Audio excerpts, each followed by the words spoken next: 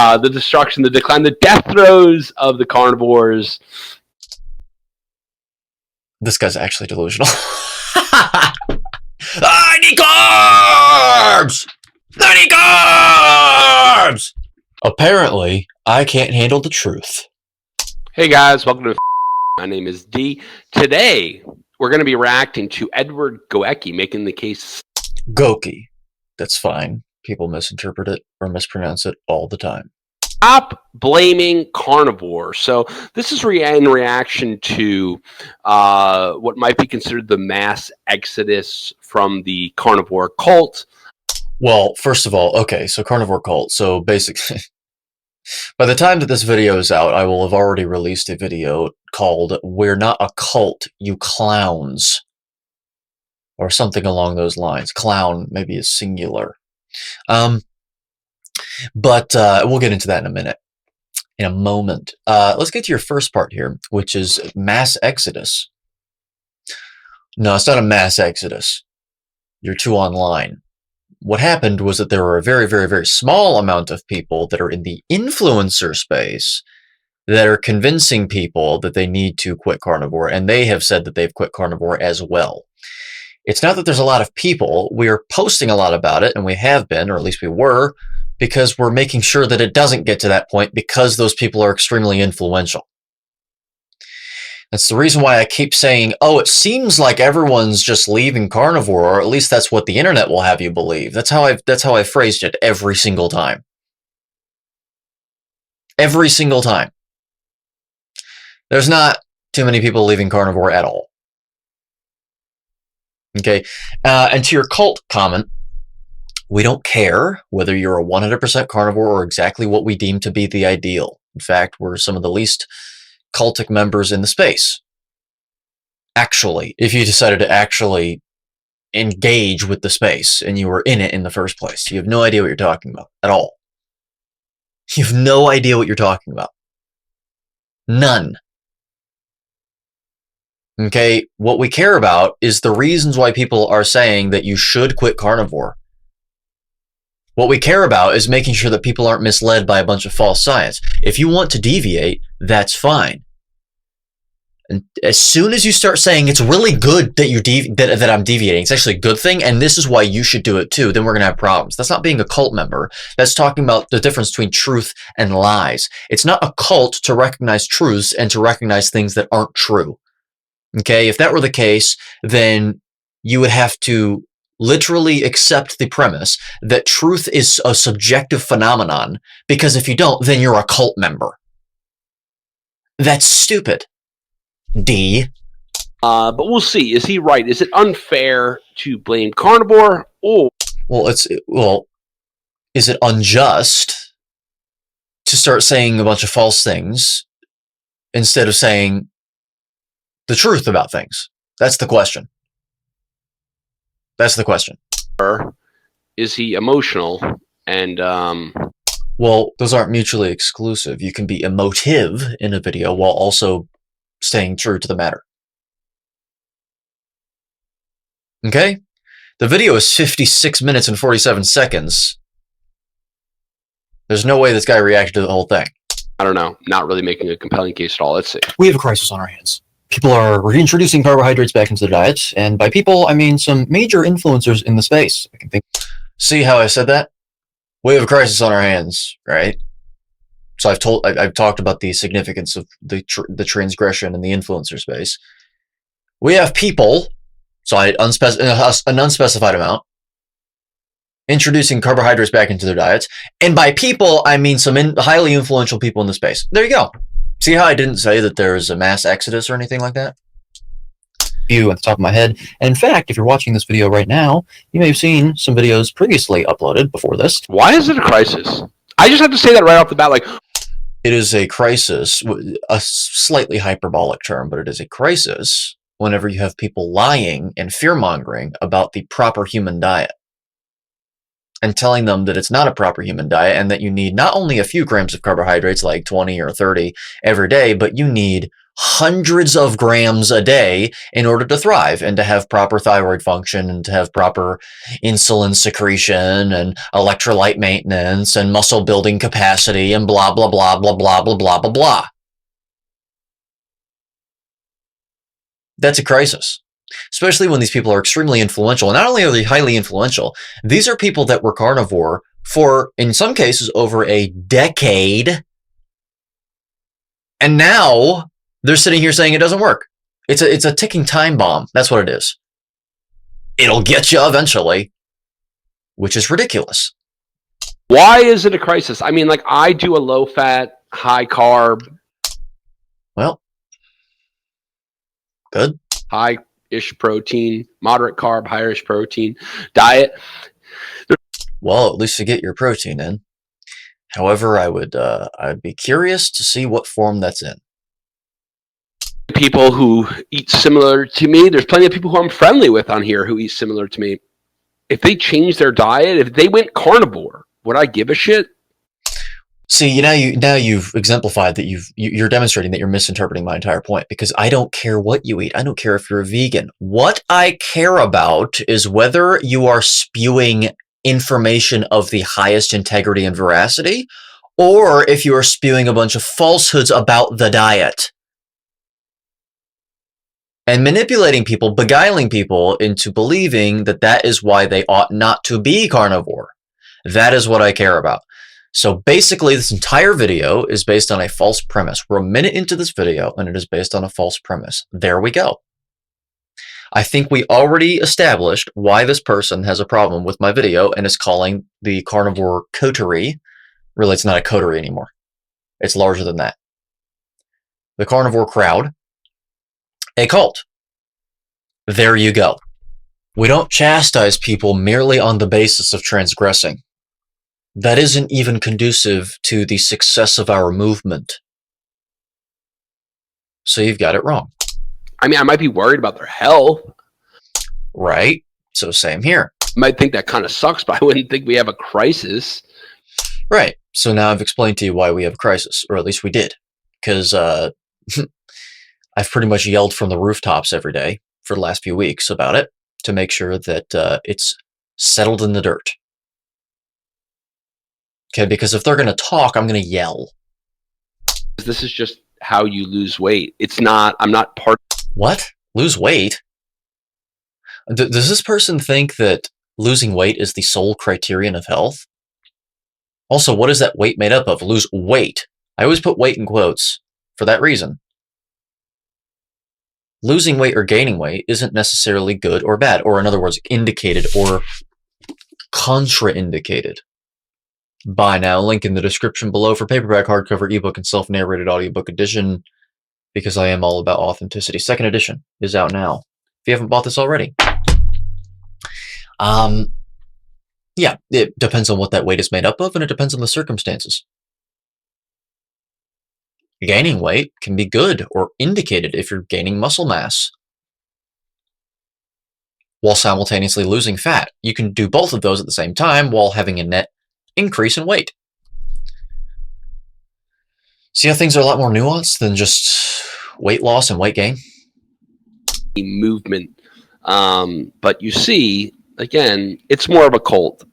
No, it's not, because you've misinterpreted the entire reason why I called it a crisis in the first place. In fact, you're 16 minutes or 16 seconds into the video, and you're already making extremely convicting claims about it because you don't understand the actual situation.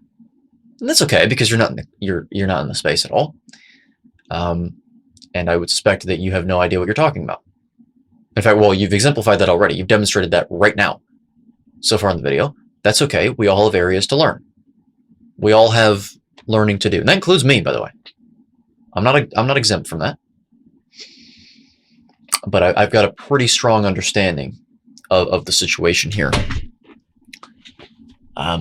Much stronger than you do, and it's clear already. Diet or a way of life. Or I guess it's more of a cult than a way of eating. No, it isn't. And we covered that as well. Define cult, D. It also covered some of these people already. This is very, very urgent because these influencers are, in many cases, influential, very influential. And it is scaring people into thinking that they shouldn't go carnivore, shouldn't stay carnivore, even if they... See how I phrase that? It's urgent because it's fear-mongering and making people think that they should be scared to go carnivore, or be scared to stay on it if they're already on it. See how I was careful with my words, because I always am? It doesn't make that it doesn't mean that I don't make certain mistakes or foibles. I am a human being, but I'm very intentional with the way I speak. Very intentional. Experience no symptoms. Yeah, that's good. You shouldn't. It's good. Okay, so thanks for telling us all of the really, really integral and fundamental and significant reasons as to why that are grounded in science and not emotion at all. Remember whenever you implied that I was going to be emotional in this video? Which I was, because emotional just means expressing emotion.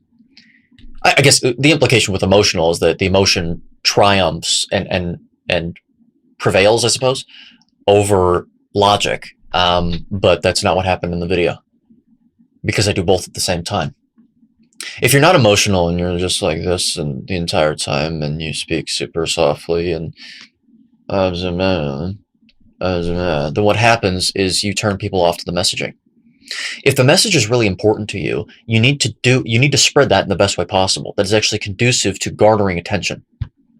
Okay, that's why I'm not necessarily opposed to sort of clickbait, so long as the clickbait is honest. Clickbait just means baiting clicks, like getting people to click on your material. It doesn't necessarily mean that you are being dishonest.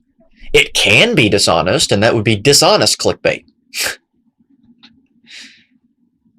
Okay, the message is important, so I spread it in a conducive way, or in a way that's conducive to garnering attention, while maintaining integrity, veracity, and honesty.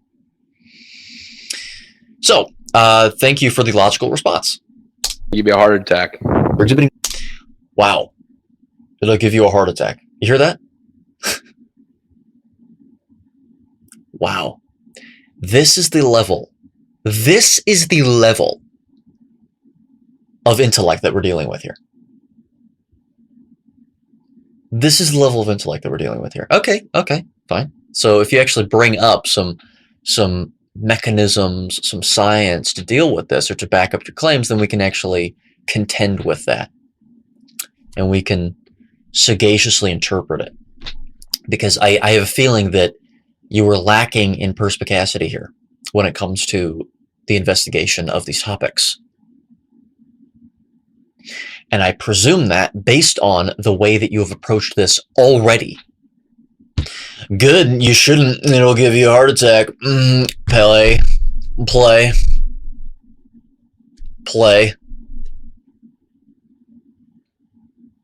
Wow, I'm sold, man. I'm sold, D. They shouldn't be carnivore. They should deviate. Correct. An opinion can't be correct, D. An opinion can't be correct. So you already failed there too. So you've tripped a few times. You've gotten up and then you've fallen on your face again and again and again.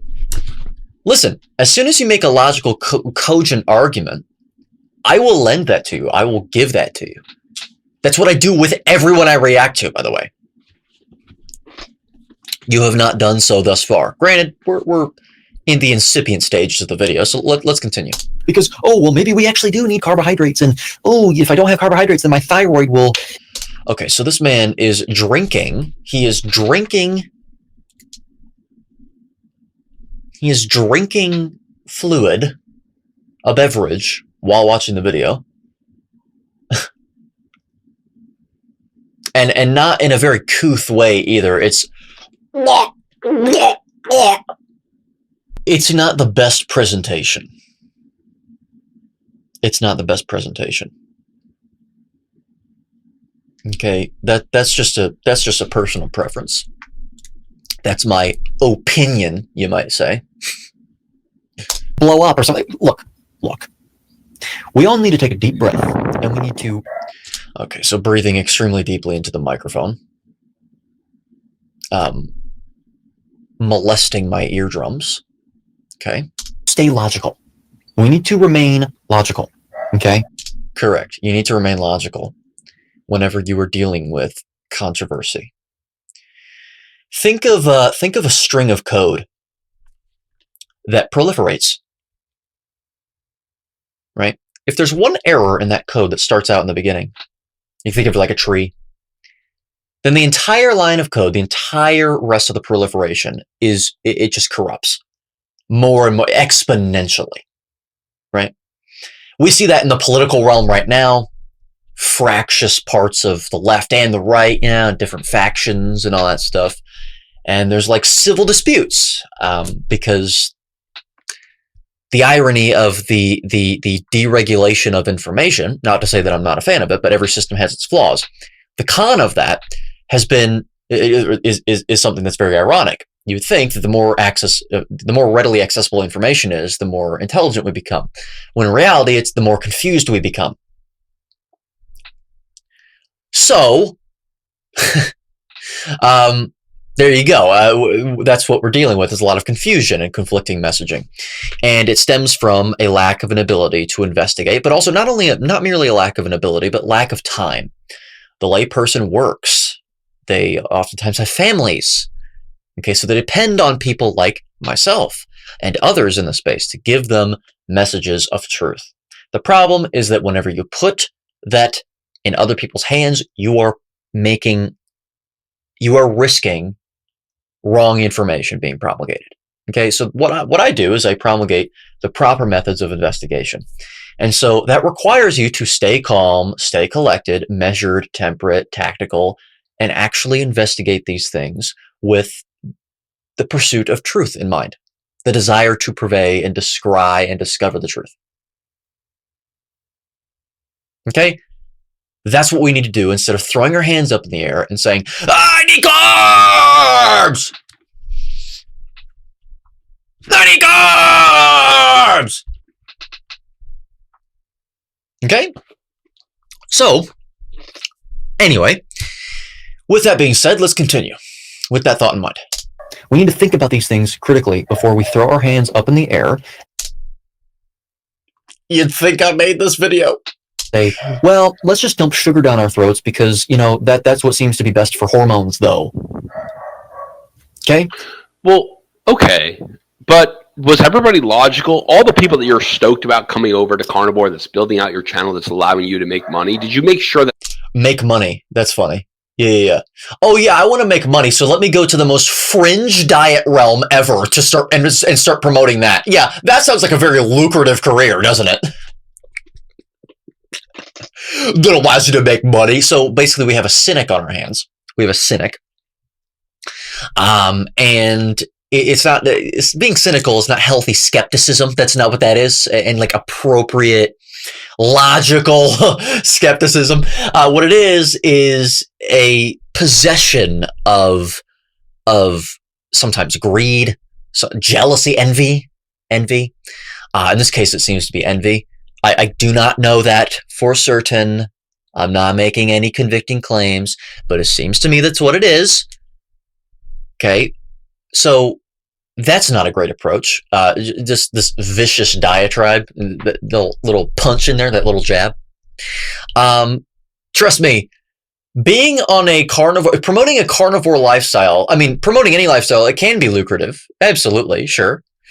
But you're going to have a hard damn time doing that whenever you're in the carnivore space, as opposed to if you're, promoting, eat lots of carbohydrates, a Paul Saladino approach, an animal-based approach. Slap that trademark on there. Just a completely dishonest name, by the way, because it's not animal-based. Drinking honey on an airplane isn't animal-based, okay? Let's be real here, all right? All of them were logical, that all of them... your channel that's allowing you to make money, did you make sure that all of them were logical? Well, define logical, by the way, because now what you've done with that claim, you've now made it pressing to actually define what logical means. Logical is a spectrum. Okay, so as a person, you can be logical generally because you fare 50% between the 50 and 100% logical spectrum. If you're going to sort of construct that as a spectrum. Which, if it's a construct, then it's also based on subjective interpretation, so we have a problem there. But no, putting that aside, by the way, there's a spectrum. People are more logical than others. However, no. Not everyone that I've had, feature in my public material, and not everyone that I've I would say actually the vast majority of them have been logical people, or people that I would deem to be logical. However, there have been some people that I wouldn't say approach the space due to logical deduction per se, but because they were convinced by the message, they adopted a carnivore lifestyle, and it fixed tremendous amounts of issues for them. I know that she is no longer with us in the space. Sorry, that sounded a little more dismal. She's healthy and fine and alive, but Stephanie, or also known as Stepanka, she's one of those people. I featured about 8 people in my book, in the anecdotes chapter, that have had tremendous success with a carnivore lifestyle and have healed tremendous amounts of issues with that. Issues that they were told were completely incurable. Things that they never knew were even able to be fixed in the first place. So did I make sure that they were logical before coming on? That they were like analyzers of every tiny detail like I am? No. That's not necessary, D. So what are you getting at? What are you getting at? And by the way, D, this actually gets precisely to my point. Some of these people are not as familiar with logical deduction, and I mean formal logic. I'm not saying they're stupid, but it's not the same thing. They're not as familiar with it as other people in the space are. And so when they hear messages from these carbohydrate dumping influencers, then they're going to get convinced, and then, there's a possibility that they're going to be convinced. And it's our job, it's incumbent upon us to make sure that they're not manipulated that easily. Okay? We need to dissuade them from that because it's not based in truth, which then raises a question as to what truth even is in the first place and what the distinction between a fact and an opinion is. People think that that's just getting into like some completely tangential territory. It's not. And you want proof of that? Go look at Hair Cafe, who talks about causality and a fact and an opinion and doesn't understand the difference between a fact and an opinion, doesn't understand the difference between causality and an association. You have to talk about these concepts. They are literally the essence of communication and existence.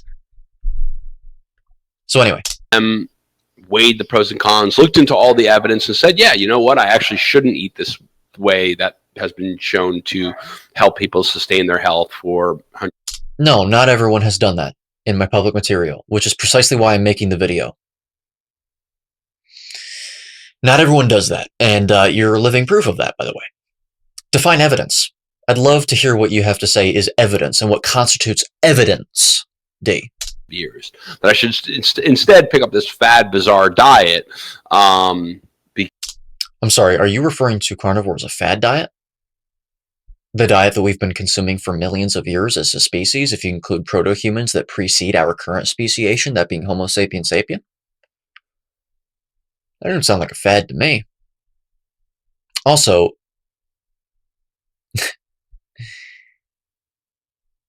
even in the modern context, this thing has been around for years and years and years. Does that constitute a fad? D? Of the evidence that doesn't exist, right? Oh, the evidence that doesn't exist, right? So now we know exactly what he means by evidence. He means human nutrition science, which isn't science in the first place. It's theology. The weight of the conclusions has just as much weight, if not even less in many cases, as theology does. You don't even understand that, D. You don't even understand science, or things like statistical inference, which is the premise of human nutrition science. And science generally, actually. It's a form of mathematics which forms the skeleton of truth in a way. It helps to flesh it out a little bit more. Or were you more than happy to welcome them into your tribe, into your cult, and now you're pissed? Not a cult, covered that. And also I was more than happy to have people express their stories when they were successful on a carnivore diet. They're figuring out that it actually isn't really great for weight loss or health. Right. Yeah, that's why so many people, dozens is a vast understatement. tens of thousands, if not hundreds of thousands of people have had tremendous amounts of success losing weight, and really what we mean is fat and water on a carnivore approach. Not only that, but healing ameliorating tremendously debilitating and painful skin conditions like psoriasis and eczema, autoimmune conditions like arthritis. Some people have had almost complete ameliorations in their hypermobile EDS, something that I actually suffer from. Okay, D? This is ridiculous. That is your opinion, and it is not grounded in any observable truth. You're living in your own little echo chamber. That's what you're doing.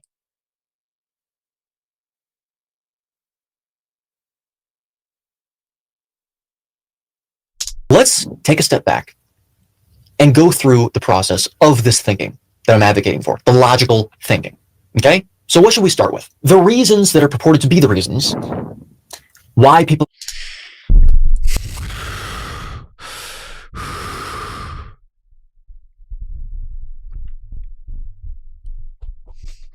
introducing carbohydrates back into their diets. Okay? Let's talk about that first. The most common reasons that I'm hearing right now are weight stalling, weight gain, poor muscle growth progress. You're always going to stall on carnivore. When you high fat, you're always going to stall. Low performance in the Yep, you're always going to stall on high fat. That's always, no matter what blanket statement.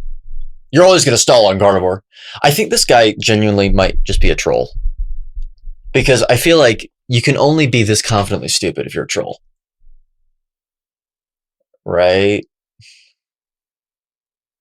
Always going to stall. Always. Always. Huh? Not to mention, by the way, D, carnivore does not necessarily mean high fat. High is a value judgment statement, and therefore it's based on an opinion. Okay? Can you be carnivore and moderate fat? Whatever that means to you? Goodness me. Poor thyroid function, cold temperatures, anything associated with poor thyroid function, so even muscle loss, perhaps. Electrolyte disturbances is actually quite low on the list at this moment. However, that's been said here and there before in the past. Paul Saladino, as we know, and so take your nose away from the microphone. Take your nose away from the microphone. Mute the microphone. Do something. Anyway, yep, Paul Saladino. Yep, because he just speaks for every single person that's ever had he speaks for carnivore. Well, he had a problem on it, so therefore, done. Settled. It's settled, folks. What? D, Paul Saladino clearly had an insulin secretion issue, which doesn't necessarily implicate carnivore. So does every single instance of insufficient insulin secretion implicate carnivore? It must be because of an absence of carbohydrates? What's the evidence for that, D? It all pertains to insulin and all that. What about heart disease? You didn't bring that up because Dr. Kill. Well, I actually did bring that up in my book, Contrainidicated, which you haven't even bothered to read because, well, I don't really peg you as someone that reads books. But also because it does take a lot of time. Do you really need to react to someone? Do you really need to read all their work before you react to them? I get it. But I've also talked about this in our carnivore coaching program, our carnivore certification program, that allows you to become internationally accredited as a certified carnivore coach, by the way, so that you actually have international accreditation through the National Academy of Sports Medicine and the Athletics and Fitness Association of America. Allows you to speak more intimately with medical professionals of your clientele, acquire insurance more readily, all the things that make your job easier and worth doing in the first place. I've contributed multiple modules to that program. We also have modules from Dr. Abs and Dr. or not Dr. but Coach Stephen Thomas. Coach Richard Smith is featuring in there as well. Plenty of instructors there, and it continues to evolve. And you get lifetime access to the program. You also get the ability to talk to me one-on-one for free, as many times as you like. I think maximum 3 times in a month, but still. So it's really a no-brainer. Sign up by getting a hold of Coach Peter in the links in the description below and scheduling a free call with him to learn more about the program, or refer to the video in the top right corner of the screen wherein I interview Peter about his journey arriving to Carnivore and also more about the program itself, at least at the time, because we've added more since then. So anyway, yes, I've talked about heart disease. What about it, D? Are you going to make any claims about heart disease? I mean, we obviously see your implications. Oh, fat cholesterol clog your arteries because fat be solid at room temperature. When you eat it, it's solid in your arteries and you die. So we get that logic, right? Or lack thereof. What about heart disease? You didn't bring that up because Dr. Kiltz developed heart disease. But no, buddy, Dr. Kiltz has had a CAC score around the same value for years and years. In fact, he was within the margin of error within this recent measurement, which means you have no idea whether he had an increase in the CAC value. He also had perfect heart function as well. If anything, there was no change. Not to mention that CAC measures calcified plaque and not the actual unstable plaque, that being the non-calcified plaque, the soft plaque. Okay, are you going to touch on heart disease? Because I'm not going to cover it until you make a claim about it. I've done plenty of video on such a topic. In fact, one of them is called Cholesterol Does Not Cause Heart Disease Still. That stuff. High blood glucose readings, high fasting glucose, high HbA1c values, okay, etc., etc. Now that we've gotten that out of the way, we can now discuss the next thing. The next thing that needs to be covered is the claim, implicit or in many cases explicit, by people like Zane Giggs. Okay, Carnivore will cause these issues. They will cause them. Yeah, which is completely irresponsible to be saying. They will cause them, unequivocally slam dunk in every single person, no matter what. On Carnivore, as if it's one thing. Yes, Carnivore's one thing, totally. There's not people eating completely different diets, even within the Carnivore space, and having completely different eating behaviors and completely different lifestyles. No, that's not a thing. Oh, add to the previous list, by the way, that Carnivore will not only cause all those things, but leaky gut, I've heard recently. Okay, that's interesting, considering how many people Carnivore, the Carnivore diet approach has allowed to fix their leaky gut, or at least ostensible leaky gut. Wait, hold on. Are we going on evidence? Are we? Ostensible. If you actually understood that word, you'd understand that it means apparent or purported, but perhaps not actual. That's what ostensibly means, according to the New Oxford American Dictionary. Apparently or purportedly, but perhaps not actually. See, I actually understand words and their definitions. So we're going on evidence? Are we going on evidence? If you actually understood evidence and what it can and can't inform upon, what you actually mean by evidence, you'd understand that it can't inform upon whether anything cures anything at all under any circumstances, because it's based on human nutrition science, inferential statistics, and also even descriptive statistics, which makes no claims about causality, because it can only inform upon causality in the context of a hypothetical vacuum that doesn't exist and never will exist. Causality is an ideal that you strive to attain, but you cannot actually attain it. We make opinions about something being causal, even in the areas of physics and chemistry, by the way, using inductive certainty. Anyway. So are we going on evidence? Are we going on evidence? You have any evidence for your heart disease claim? Your implication there? Any at all? What are we going off? Anecdotes? What are we basing this on?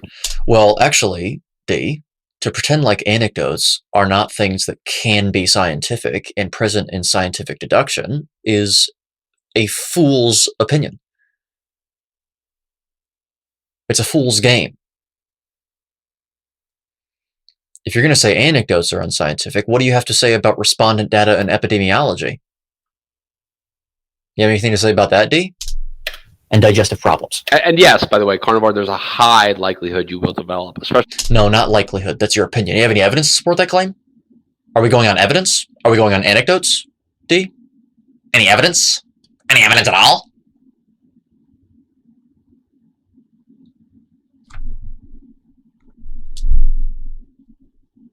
Any at all?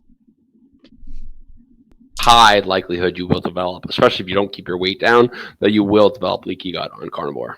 No, you actually have no idea what probability is. You don't know how to inform upon likelihood. In fact, you don't understand that you cannot inform upon likelihood in human nutrition science at all, because that's a probability, and therefore it is a prediction model. It is not a fact.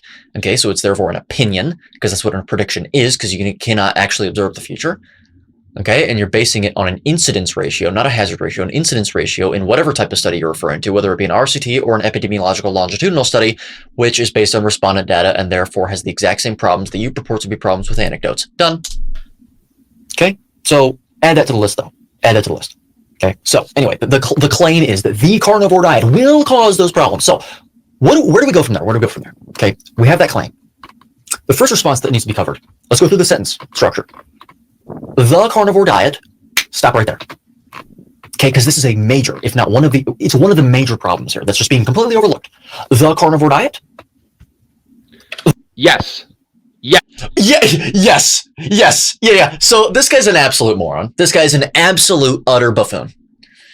This guy is a brain dead moron that thinks that he is the shit, that he really knows what he's talking about. Oh boy, he's gonna put me in my place. This is silly. This is silly.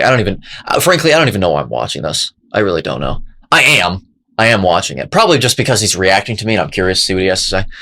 I never see my viewers. I never see you, my dear viewer, watch a video. So it's interesting to see someone else watching a video of mine. But yeah, no, not the carnivore diet. Yes, great, good. Yeah, because it's just one thing, right? It's just one thing. The carnivore diet. Because that is what was coined by the influencers who came years before you, while you were still wanking. Oh, okay. So basically anyone that says that they're eating the carnivore diet are eating that diet then, are they, D? Utter moron. In your high school bathroom came years before you.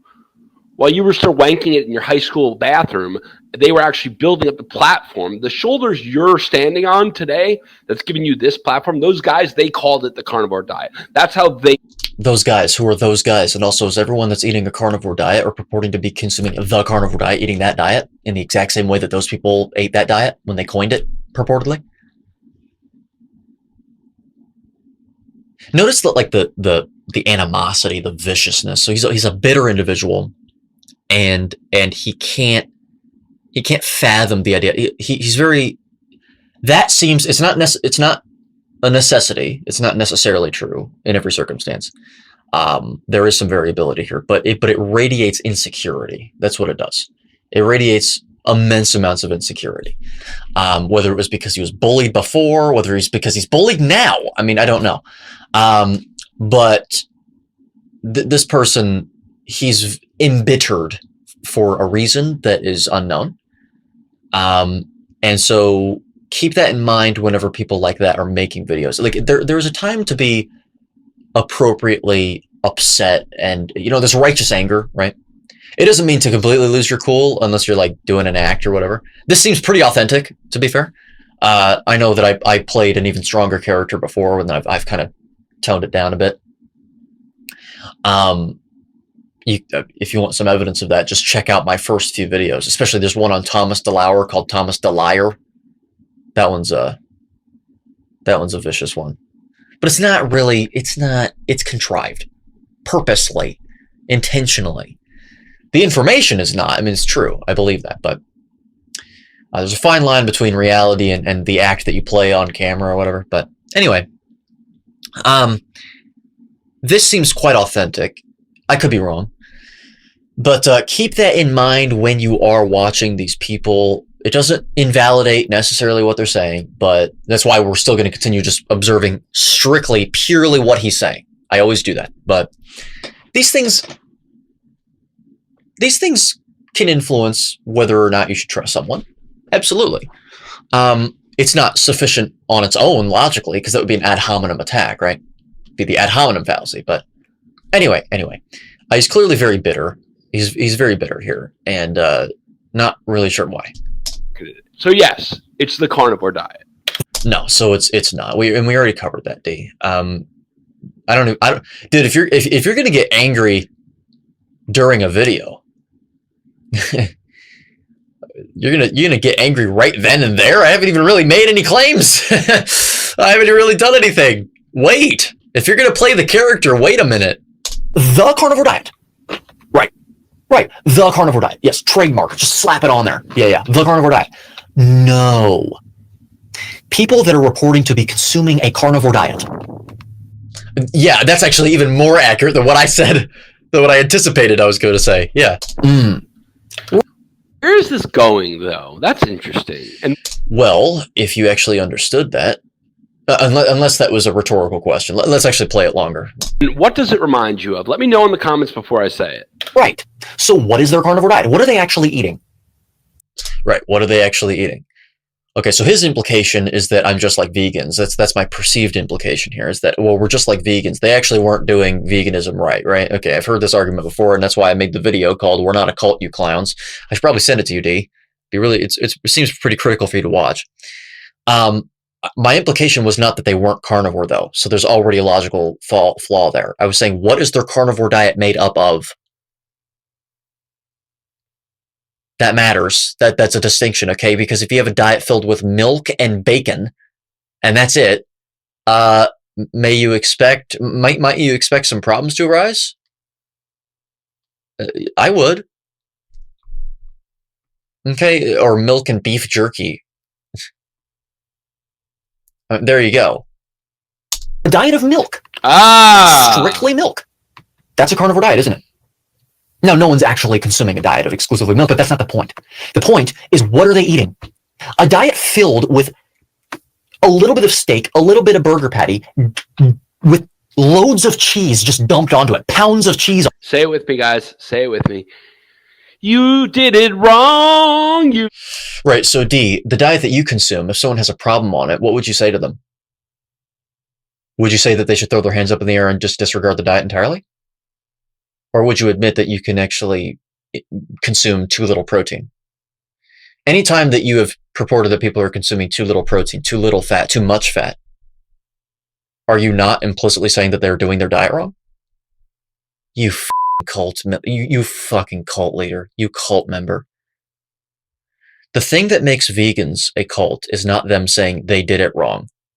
That's actually not the thing that makes them a cult. The thing that makes them a cult is that whenever you deviate and transgress away from veganism, they chastise you and pillory you, and they say that you're complicit in a genocide and a homicide of animals, and that you're a piece of shit that deserves to die. Okay? That's called being a cult member, D. You are a moron that doesn't understand logic.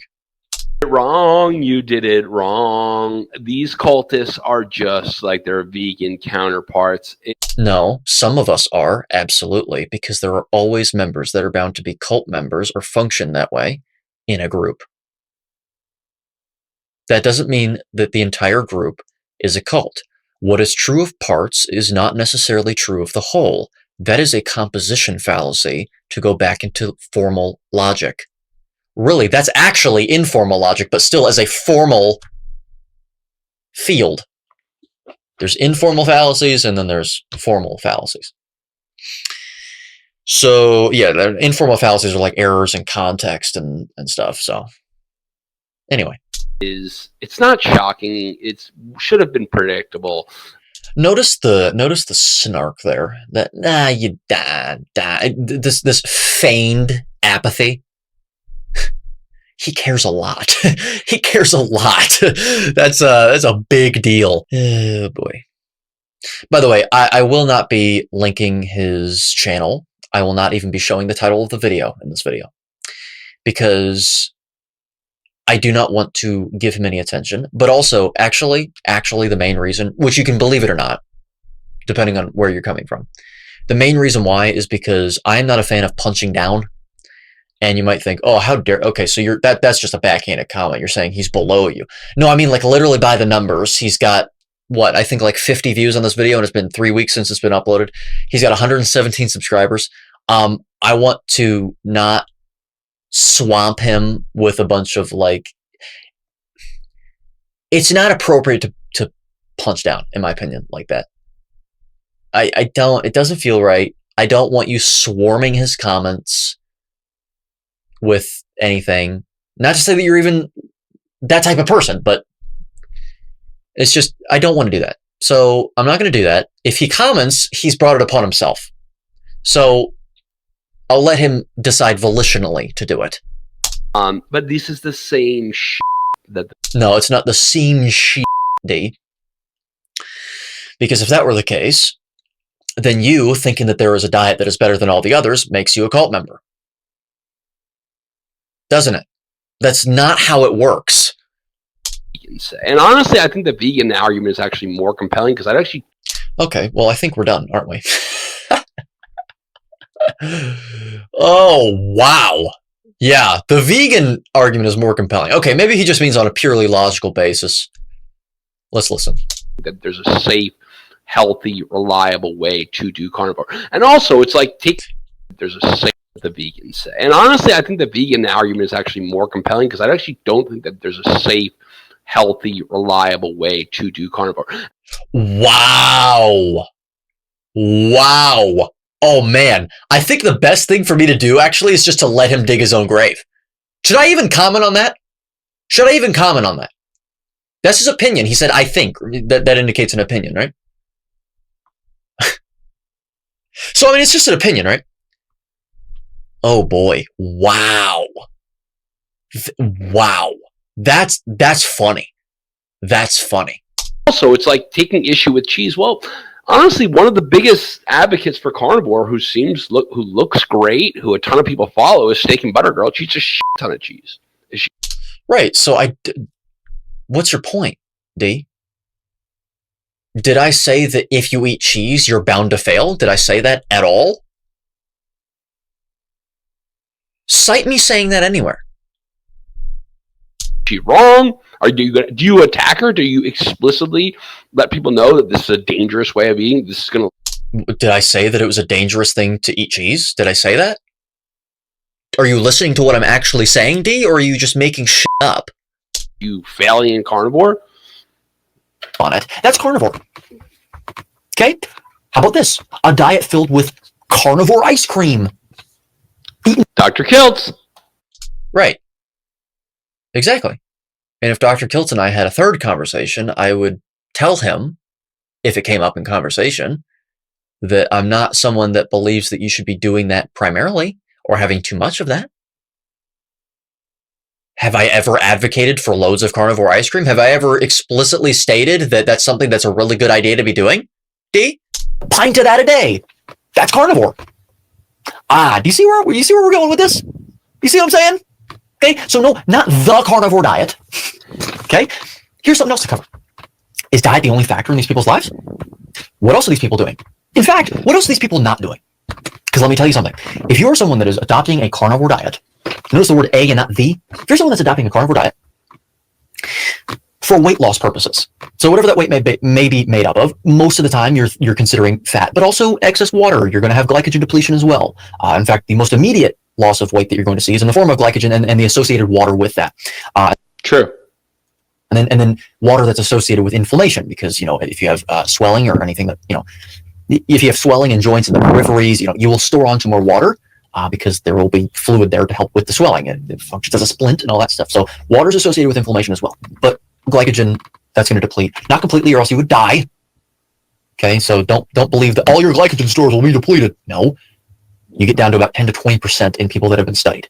Okay. So notice the claim of in 10 to 20% of people that have been studied. Notice that caveat there too.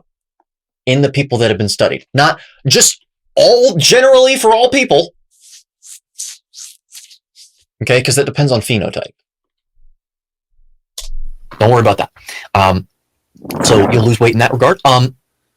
There you go. It's mainly in those forms. Okay. However, one of the things that's going to help you a lot. Okay, D, seriously, as a recommendation for your future videos, take the microphone away from your nose. Or if you don't do that, mute yourself while you're reacting to this in post. Please. I'm actually saying that gratuitously. As much as you don't deserve it. Is increasing your basal metabolic rate. Okay, now usually that is measured by Also likely true. caloric release, which you can't measure, you estimate it, and the noise around that signal is so vast, so as to mean absolutely nothing. It is not. Oh, he's another carnivore calorie denialist. That's Denialist. Good. What do you mean by calorie denier? What does that even mean, D? Do you even know my position on calories at all? Do you know the definition of existence and how calories actually don't even fit that definition? Do you understand that they exist as a concept and that's fine? But they don't exist via their absence of interaction with the Higgs field? D? Do you understand any of this? interesting. Utilitarian whatsoever. Okay. However, we do know that if you put more muscle mass on by employing the correct and proper exercise that is conducive to effectuating that process and effectuating that growth, that manifestation of muscle, you have now just introduced more oxidative tissue into/onto your body. Okay, he is right. Your body, your basal metabolic rate with increased muscle mass will increase. The other thing is actually that the... Thank you, D, for recognizing that. So you understand that. Good. What is it? The thermoelectric or thermogenic effect of food is higher in high protein foods and meats. So that would also increase your basal metabolic rate. So there's that. Yes.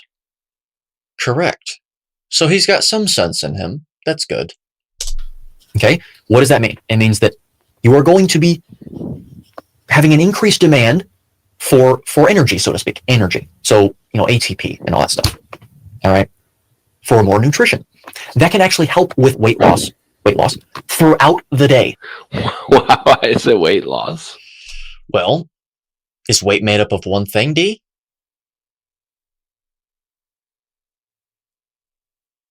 What does weight mean to you when you hear it? 24/7, actually. So increasing your basal metabolic rate, people like Dr. Cerule Zaldivar, as I covered, that's very important. Something that she gets right. Absolutely. In fact, she puts a lot of emphasis on exercise and resistance training, and I appreciate that.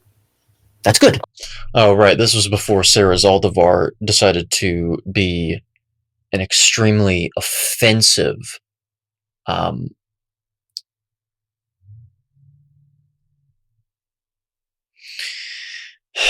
prick. Right.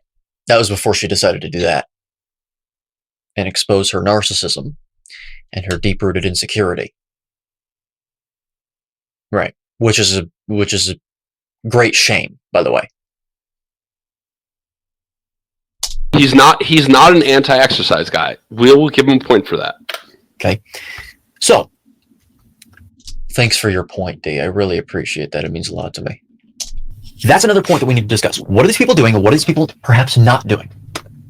And perhaps could that contribute to weight loss stalling, to weight gain?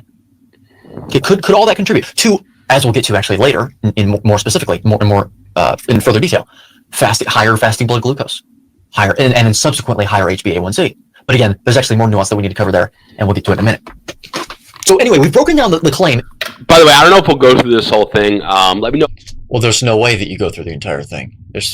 You have less than 5 minutes on your video, and that's including a closer. I would assume. You guys do want me to do the rest of it. We'll do a little bit more. Also, guys, if you're enjoying this, please consider liking the video. If you dislike the video. Let me know why. I'm full of shit in the comments. If you want to see more content like this, please consider subscribing to the channel. Already, we found. I think I did a better. I think I've provided feedback in an even better way, D. Your flaws, just in the first 3 words, the carnivore diet. Okay? So, now let's get into the next one. Will cause. There's that word cause again. Now. So he's a Bart K clone. Let's let him say it. Right, I'm a clone. That's what I am. I'm a clone. So does a clone have the ability to logically deduce things organically via their thought? Or do they only know how to mimic? Does a clone know how to explain things? Are you a clone because you share the same opinion as someone else, D? And you've arrived at the same conclusion? Is that what constitutes a clone, or is it something else? Moron. Onto this. Usually this is based on anecdotal inference. Okay, but even that, causality is a very, very, very, very nuanced and sophisticated and convoluted concept. Okay, why? Because you could be doing something that in a vacuum causes something else to occur, but you could also be doing something else alongside that cancels out that effect. Why is this important? Well, for the same reason that is important to, that as much as it's true that you can lose weight, that you could look on the surface very fit and actually be very fit muscularly while eating a bunch of Twinkies and ding-dongs, and you can live to the age of 80 without, developing diabetes, without developing heart disease, dying of old age. That doesn't mean that you ought to be doing it, because those things are conducive to causing... Man, this guy really knows what he's talking about, doesn't he? Leave your thoughts in the comments below. Do you think he knows what he's talking about? Anyway. Tee-hee. Conditions to flourish and develop. Okay? They impose an influence that is completely unnecessary, that makes it more difficult. There's that ear molestation again. Oh.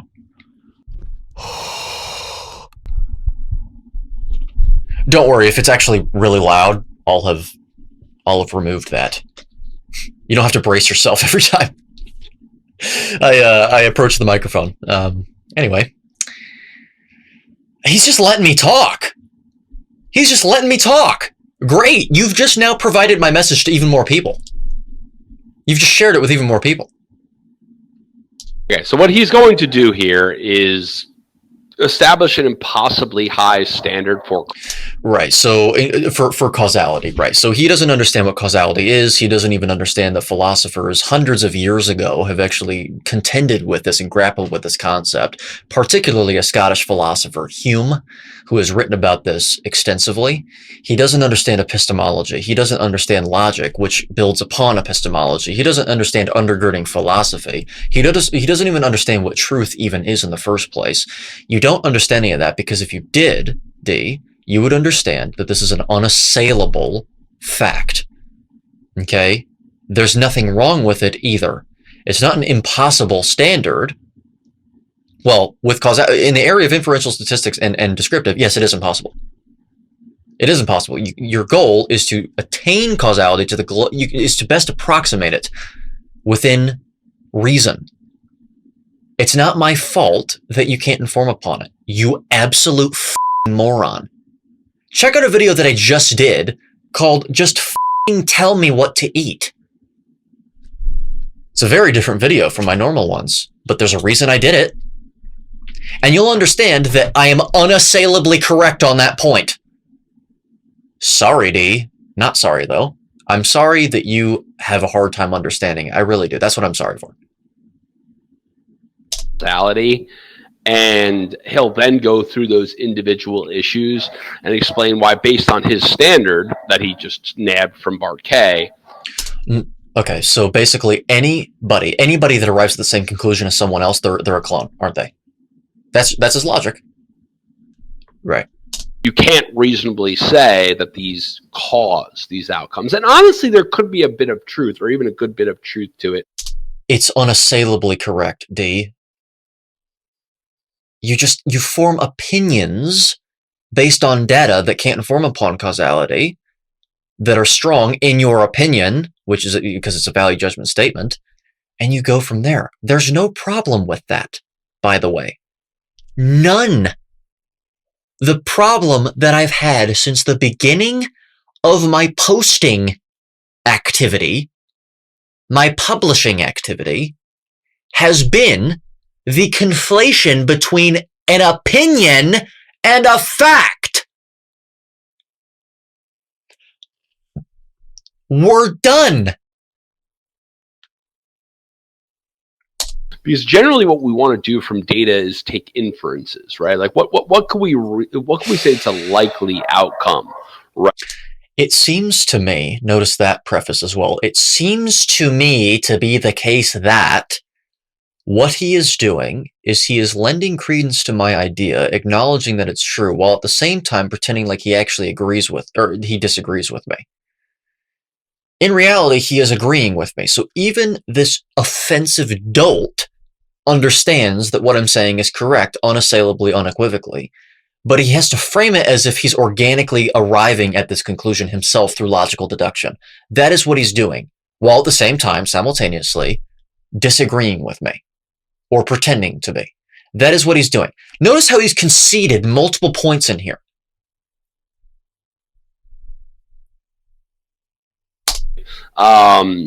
Because he's right, because cause can be a little bit difficult. Like a cause. It is impossible in the noisy world that is. Literally. You can better approximate it with other fields like basic sciences like physics and chemistry, where you can get extreme control exerted. But even in those circumstances, there's actually a little bit still of a lack of control, or else you wouldn't even be able to perform the study in the first place. Which still means you approximate it and you inform upon your observation and you opine upon it.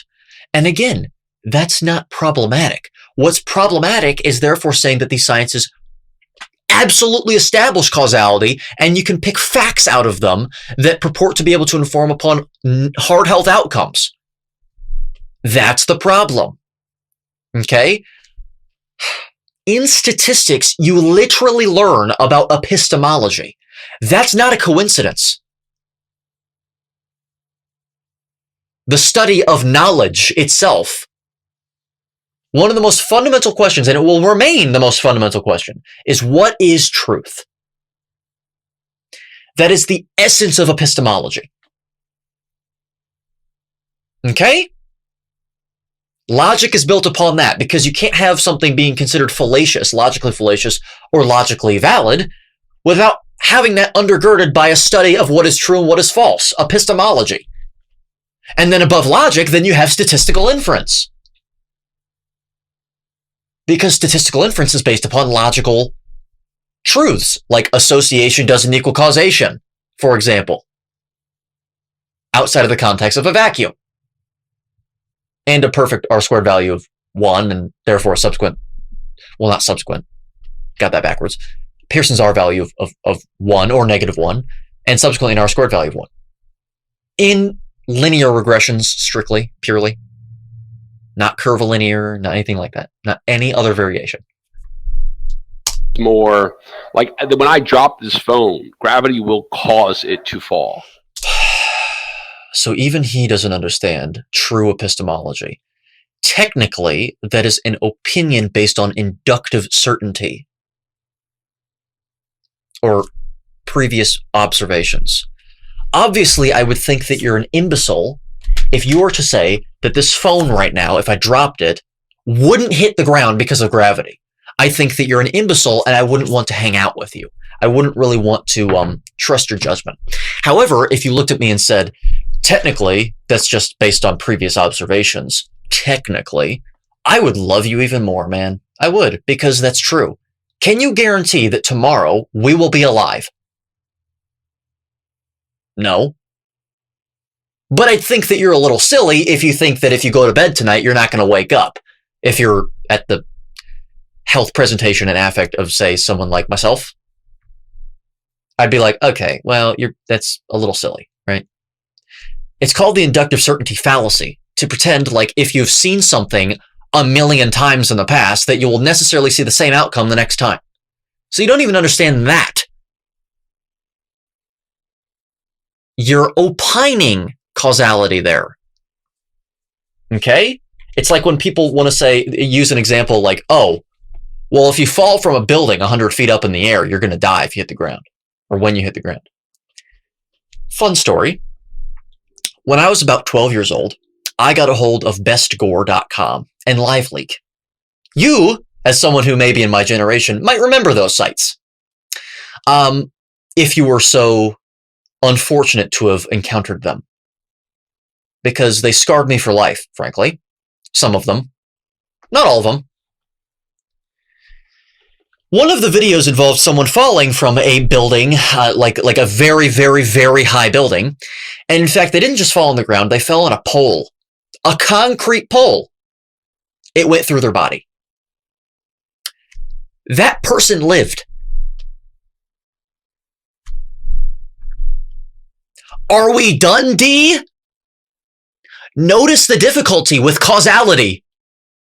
The inductive certainty fallacy states that just because you say something or have observed something over and over and over again with the exact same outcome, with no noise around that signal, that doesn't mean you can guarantee that the next time will yield the exact same result. And therefore, if you're going to state that that is a causal relationship because of how many observations have been conducted that have shown the same result, you better acknowledge still that that is based on the strongest inferences we have. Causality is an ideal.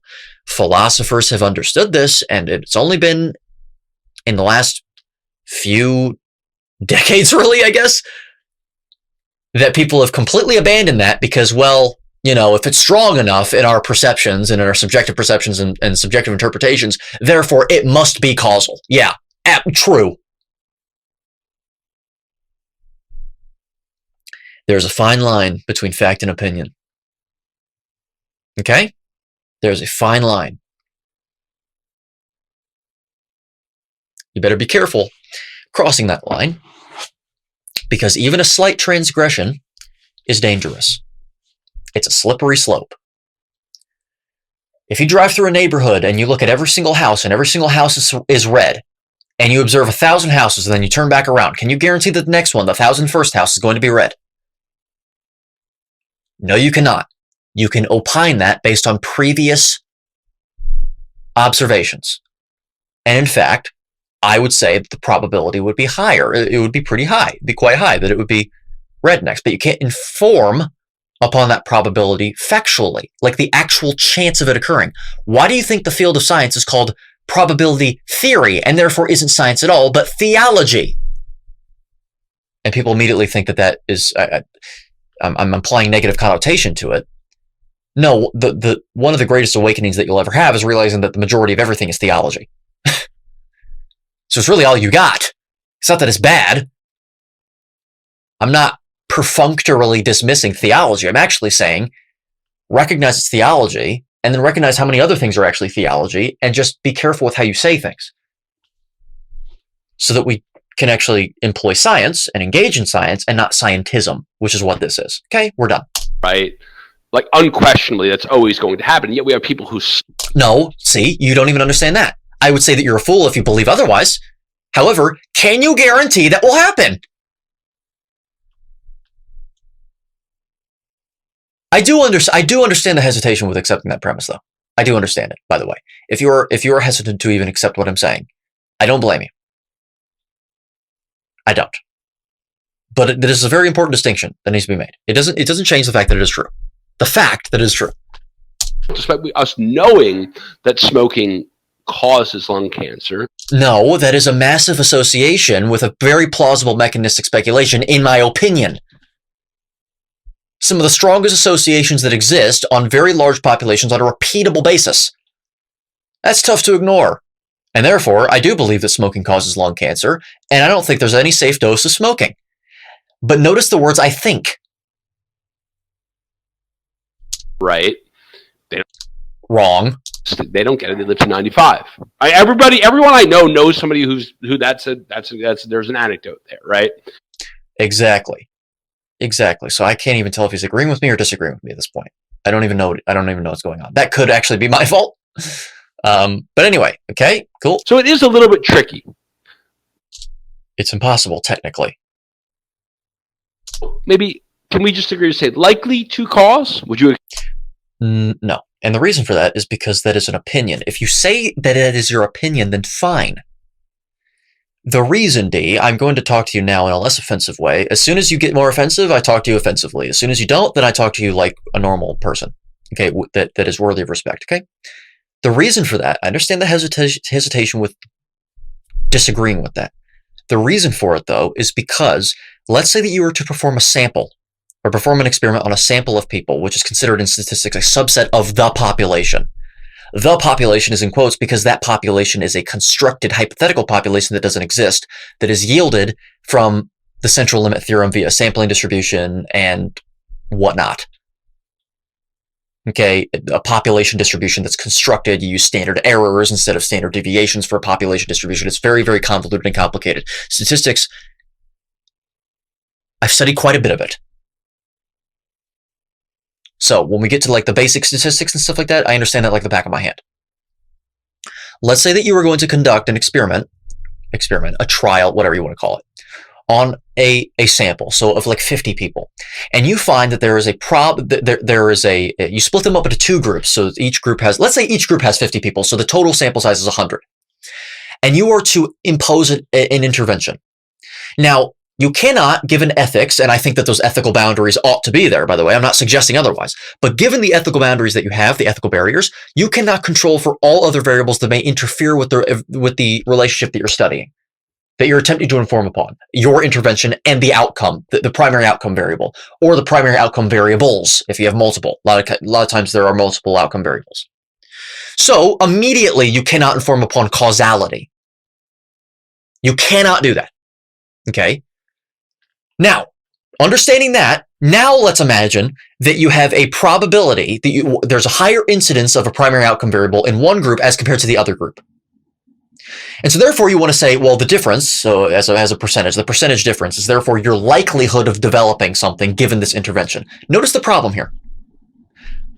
Given the intervention, well, hold on a minute, because there are multiple confounding variables that we're controlled for. What were these people doing before the study began? What were their phenotypes? What were their genotypes? Because that can influence the result. Now, a lot of people, it's been one of the strongest arguments I've ever heard against my argument. And it actually stopped me in my tracks for a minute because I had to think about a good answer to it. They said, well, how can you sit here and say that you have to be, in order to perform an accurate study, a proper study, you need to have genotypic and phenotypic identical characteristics between the cases, the humans in the groups, while simultaneously saying that there's one diet for all humans. And I thought, wow, well, that's interesting. Well, the answer, I don't know why it took me so long to come up with my response. Maybe it was just lateral thinking, different way of thinking. It's just like, oh, okay, wasn't expecting that. The reason is because a species diet, because we have to recognize that in certain contexts, we are animals, absolutely. We're different in many other respects, but we are technically an animal.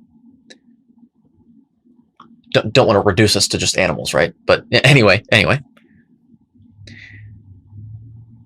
A species diet does not discriminate based on genotype. There are multiple different genotypes of lions. Every single member of every species has a different genotype, but they have the same diet. So that's not an accurate argument. But I understand that. But that's still, if you're doing a study, your outcomes will vary depending on genotype because they still influence hard health outcomes. If you're willing to accept the premise that depending on your genes, you have a different propensity to develop a disease, up or down, then you've completely undermined causal inference in statistics. At least in human nutrition science specifically. So there's a problem, not to mention all the other confounders that are not being controlled for, like what they're withstanding in their life, what else they're doing, what else they're not doing. Okay? So already you can't inform upon likelihood. However, what else is there? What other problem is there? The fact that even if you are to sort of extrapolate that and form a confidence interval and form perform a significance test, very similar but different things, technically. It's just a different way of conveying the same concept, actually, with p-values and all that statistical significance. There's still an interval range whereby you're like purported to have 95% confidence that the value will be between these ranges. And so even the percentage difference will vary. Even in the constructed hypothetical population that you create via inferential statistics, using the central limit theorem, for example. A probability is therefore also an opinion. It is not a fact. You cannot extrapolate the results found in that study to any group not studied. And the kicker is that you can't even extrapolate that probability to the same group if you repeated that study on the same people. Did you know that? Because that also depends on the duration of the study. So if the study had gone on longer, what would have happened to the incidence ratio? Would it have changed? This is the problem. Notice how I'm also saying incidence ratio, because incidence is something that's actually observed. Hazard is not. A hazard ratio, they always HR, always put that in the papers. HR, hazard ratio. Not a hazard ratio, because hazard implies actual danger that was able to be informed upon. You are therefore making a causal claim there. Even if you don't mean it that way, that is the necessary implication, because words have definitions, words have connotations, words have meaning. Even if those meanings are constructed by human interpretation and general agreed upon definitions and premises, which is what all definitions are, which is why they change depending on the cultural landscape in some cases. As we saw in 2020.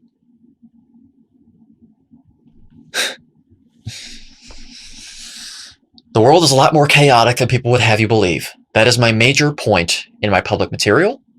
And so we look at the strongest signals to infer what we ought to be doing, what we ought to be eating, and that does not include human nutrition science. In fact, think of human nutrition science as a siloed area of science, and think of it as your matrix. You have to be able to break apart from that matrix, break out of it, and look at other things. That's when the message becomes very clear.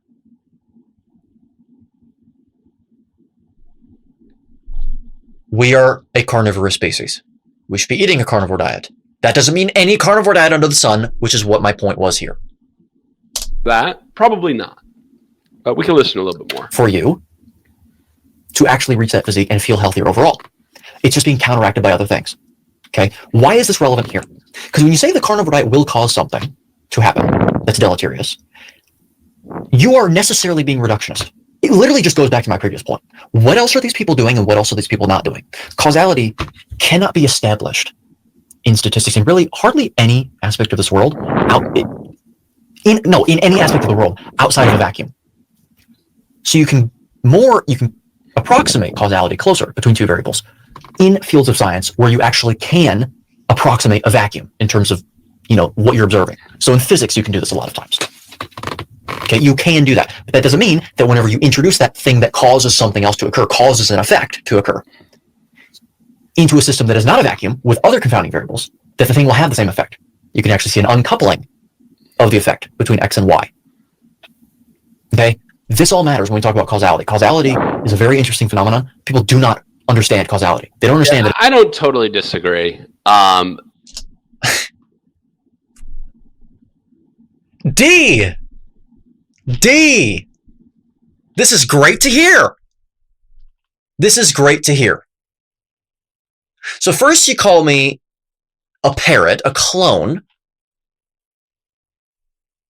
and then you hear my explanation of it, and then you say, I don't totally disagree.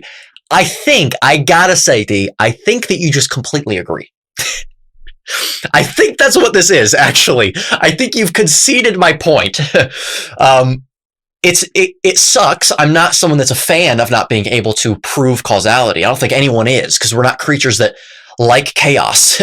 We like finding answers to problems, but you cannot defy reality because it's more dangerous than the alternative, which is accepting more ambiguity than you would like. At least in my opinion, it's more dangerous because you can't form a causal relationship there. See, this is my point. So I'm forgiving of use of words that imply causality in informal language by using the word using the word because. I did this because this. In many cases, we think we're doing something because of something else, and it's not that way. Or it's because of multiple different things, but you implied that it's only one thing. In informal speech, it necessarily must be accepted to some extent because it's very inefficient to have, you cannot communicate with other people efficiently if you say things like actually. But in a data analysis situation, you have to respect these things. You have to accept them. So, D, I'm glad that you agree. Hopefully this is going to end on a very good note. Let's see. I just see a lot of cope and honestly an attempt to... Cope? But you just said that you agreed. Well, you said you didn't totally disagree. Speak over his viewers' heads. D. Every accusation is a confession, isn't it? Am I speaking over your head? Didn't seem like it. To me. Well, it did earlier. But in this situation, it seems like you understood that quite clearly. So what is the cope here? What I'm saying is not that people can't have problems on Carnivore. In fact, I've literally been interviewing coach after coach talking about how you absolutely can. And in fact, it would be unethical to pretend otherwise.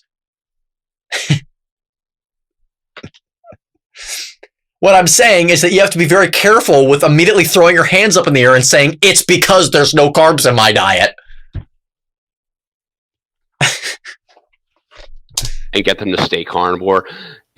Well, what's the problem with that? What's the problem with getting people to stay on their species-appropriate, species-specific diet and attempting to approximate it to the best degree possible given our modern context? What's the problem with that, D? Emotional cope, because... Right, so basically what he has to do now is, since this video started as a critique, he went into it wanting to completely obliterate everything I had to say, and he went into it thinking I was going to say a bunch of foolish, illogical, emotional things. Now he has to pretend like I did that whenever there was nothing there for him to really critique at all. It was a complete fail. He shouldn't have even uploaded this video, D. You should probably delete it at this point.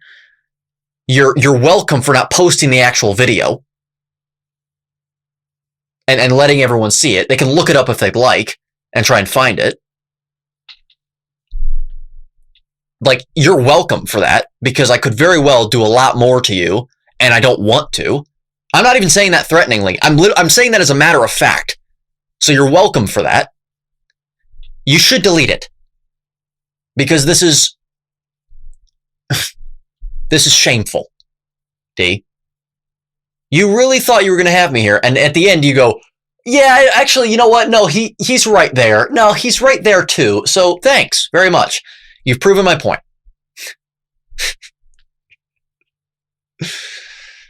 I guess that the glass half full aspect is that he did concede. He did concede. And I mean glass half full for him, not for us. Right? Not for me, not for you and I. Not for me and you. For him. It made himself look less bad. I don't totally disagree. Okay, cool. Part of what we're going to stop this for now. Right. Okay, cool. I wonder why you stopped at that point, because you realized that there's nothing there for you to criticize. Granted, yes, the time, the duration of the video can be intimidating. That as well. I get it. Yes. Not only intimidating, but also not feasible to cover in its entirety. Yes. I understand. Part of a cult. That's right. Yeah, that's what it is. Yeah, it's a cult. It's a cult. You and I are part of a cult. That's why whenever people transgress, we don't pillory them at all. What we do is we just distinguish between fact and opinion, and if they're saying a bunch of lies, we hold them accountable for it. Right. Oh, also a cult is totally based in truth, usually. Mm-hmm. Yeah, so I think the biggest irony here is that D is coping right now. This was his cope for not finding anything to exploit in my video. This is his cope. He's trying to save face right now. He's posturing. Isn't that great? Isn't it ironic? That's essentially what it is, and people are... No, it's not essentially what it is at all. It's not what it is at all. Define cult. Up and having bad health outcomes, and they're... People. How many people? And also, can you establish whether that bad heart health outcome that's purported to be a bad heart health outcome, because in many cases they're not actually experiencing symptoms, they're seeing blood markers in different ranges that they think are suboptimal. Can you establish that is causally related to a carnivore diet? If you think it is, that's fine. That's your opinion, and we can work with that. Like people saying that things will cause this, will cause that. You will get sick if you go carnivore. You will develop metabolic dysfunction. Irresponsible. Kind of opening up their eyes. The scales are being removed from their eyes. Maybe the crystals that they develop are being removed from their eyes, and they're leaving. Oh, so now he's also discounting in a very, very callous, snarky, inconsiderate way the phenomenon of oxalate dumping. Because, of course, since this guy is also logical, clearly he believes he's logical if he thinks he can contend with logic in my video. Since he's so logical, he also thinks that appealing to ignorance is not a fallacy at all. Since it hasn't been recognized by the mainstream medical establishment, it must not be real. And by the way, I'm pretty sure Healthline had an article about it like a year or two ago, so I'm not entirely familiar with the article in terms of remembering it, but could be something there too. Could undermine his point even more and refute it, actually. And he's coping, right? No, you're coping right now. I'm coping, D? I'm coping? Yeah, okay. Yeah. Leave it to the scholar here. Leave it to these other scholars and erudite influencers and pundits to sit here and tell us the actual truth, which is that a species diet is going to make them sick. That a species appropriate diet is going to make the species sick. That's always, yeah, that makes sense. They're the experts. And he's kind of using some scientific jargon. I'm not even necessarily saying what he was saying there was incorrect, but it's using some jargon. So then what is your point, D? What the hell are you talking about? I'm not even sitting here saying that what he's saying is incorrect, but he's using scientific jargon. I know that the sentence hasn't been completed, but even just based on what you have already said, he's in part of a cult, and people are waking up. They're opening their eyes to the fact that carnivore is deadly or something and dangerous, right? They're deadly and dangerous. But also, I'm not even sitting here saying that what he said is incorrect. Granted, in what he played, I didn't even have any opportunity to refute these purported problems. I didn't even have a chance. He didn't even give me one. I was in the very incipient, inchoate stages of doing so, and that wasn't shown because he has to make a video, and that's fine. I get it. It's fine. I get it. But what are you even attacking here, D? Throw you off, right? Oh, scientific jargon to throw you off. Okay, so again, every accusation is a confession with these people. So I threw you off. That's fine. You can listen to it as many times as you'd like for free. Just got to pay 5 seconds of your time for advertisements here and there. Anyway. So you'll just kind of accept what he says at face value and sort of. Well, that's not the point, actually. All right, so what this is coping. This is actually, you want to know what cope actually looks like? It's this. But yeah, we could watch more if you guys want to see it. I think that this is kind of amazing to see the great Copivore, the destruction, the decline, the death throes of the carnivores. This guy's actually delusional. Carnivore's dead! Carnivore's dead! Oh no, you know what? It was a good run. It was a good run, man. It's a good run. Good run. Yeah.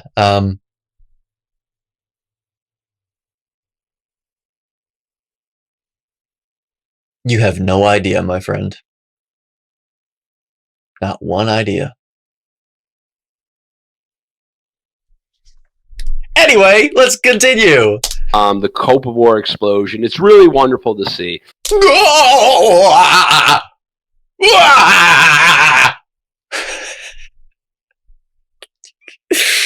Oh my gosh. You know what? Dude, right back at you with everything you said here. Everything you said. It's fun to watch. Check. This is fun to watch. Copivore, check. That's fun to watch. It's fun to watch the coping.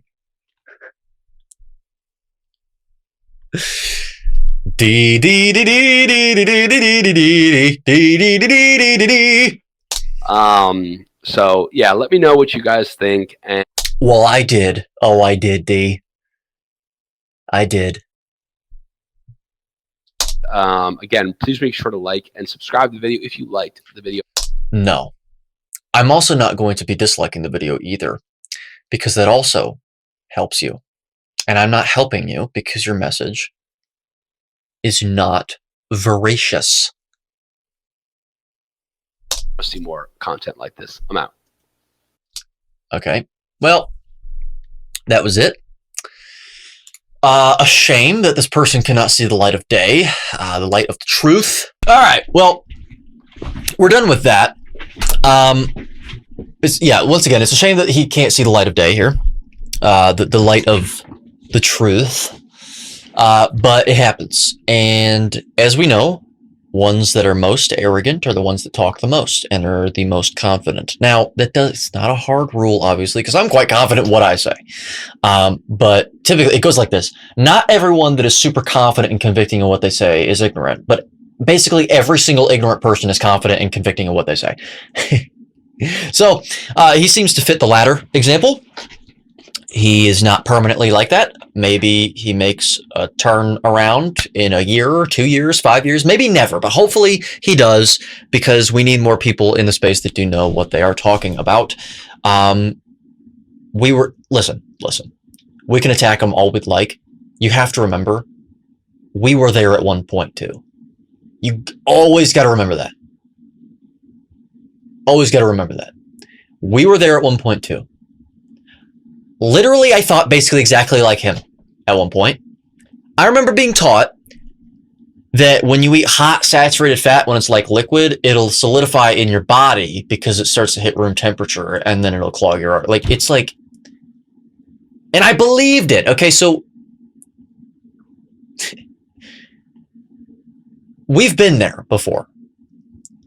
So I was hard on him, obviously, and I'm going to be, because you're making claims that are not true, and you're confusing people, okay? Because you're confused. But it doesn't mean that I actually mean any personal, vindictive sort of animosity or anything like that towards him personally. So hopefully he sees the light later on. But anyway, if you enjoyed the video, and that includes you, D, if you're watching, leave a like, subscribe if you haven't already. If you haven't subscribed yet, I'm not really sure what you're doing. You're missing out. You are missing out. Leave your thoughts in the comment section below if you haven't already. Also, once again, buy my book, Contrainidicated, a closer look and revision of mainstream health axioms that have perpetuated illness, disorder, and disease for over a century. If you have not bought this book already, the second edition is out now once again. So there is some updated information from the first.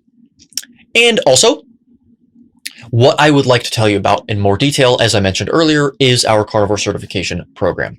If you're not a member of this Carnivore certification program, you seriously are missing out. This is a no-brainer. The reason for that is because you're getting an education in things like cholesterol, saturated fat, and heart disease, the Randall cycle, vitamin C metabolism, gluconeogenesis, ketogenesis, uncoupled versus coupled mitochondria, exogenous carbohydrates implications in high-intensity training, whether it's ever appropriate to reintroduce carbohydrates into people's diets, because that's really cultic behavior, obviously, is accepting the premise that maybe that's ever indicated in any circumstance, of course. That's what a cult member would say.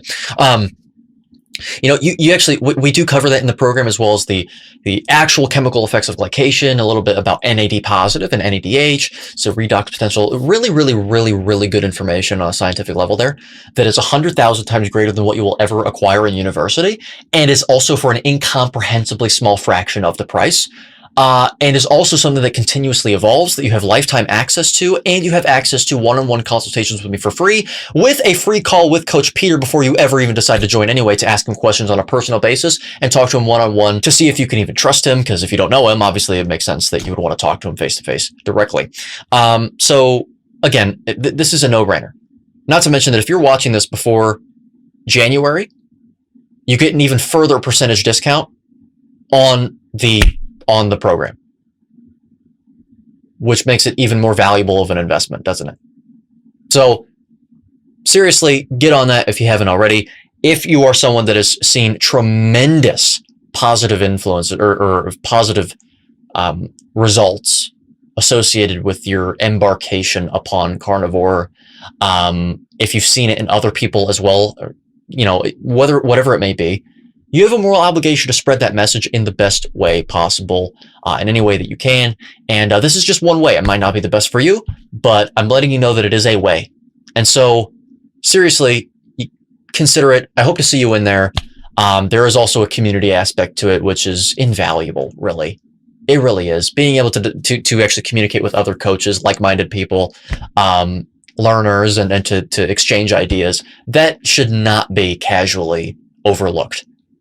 It might actually be one of the best aspects of the entire program.